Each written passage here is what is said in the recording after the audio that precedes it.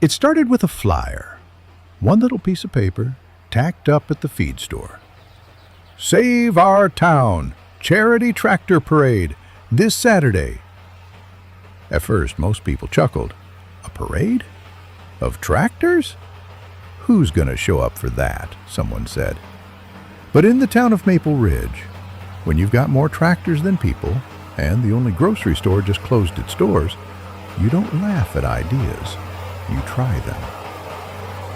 Let me tell you how that parade, that silly, beautiful, unforgettable parade, changed everything. Maple Ridge was dying. The mill had closed. The hardware store shuttered. Families were moving away. The high school football team couldn't even afford jerseys this year. The town council was trying to raise funds to save the last few things holding Maple Ridge together: the library, the senior center, and a grant for local farms. They needed $30,000. They had $732.14.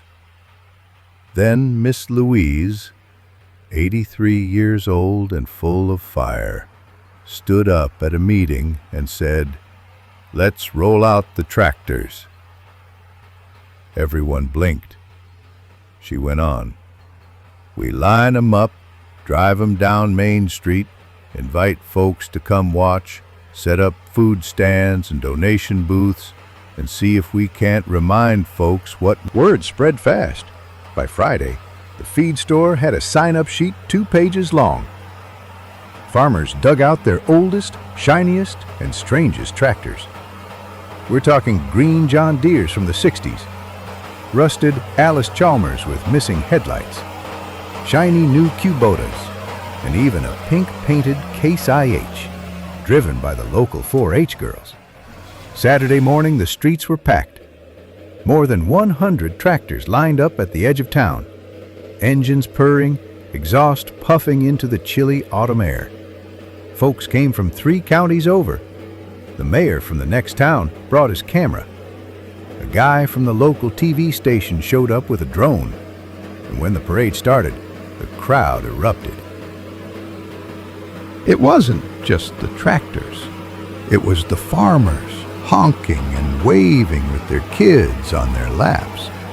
It was the smell of kettle corn and pulled pork sandwiches. It was the local high school band playing off-key but proud. It was a 5-year-old in a cowboy hat yelling, "That's my grandpa's tractor." And behind the scenes, volunteers walked through the crowd with buckets, collecting donations, selling T-shirts, passing out flyers for town programs.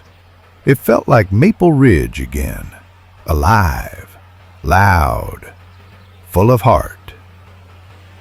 By the end of the day, they counted the money. $41,672. People cried, even Miss Louise. But it didn't stop there. The tractor parade became an annual tradition. Local businesses took notice. The town won a grant for rural revitalization. The library stayed open. The senior center got new windows. The football team got new jerseys with tiny tractor patches sewn into the sleeves. And all because one woman believed that a line of tractors could bring a town back to life. You see, when people say small towns are dying, what they really mean is that no one's listening. But if you listen close, beneath the hum of old engines, the laughter of kids on sidewalks, and the slow rumble of rubber tires on asphalt, you'll hear something else. Hope. Sometimes all it takes is a little noise and a whole lot of heart. And in Maple Ridge, that sounded like a tractor parade.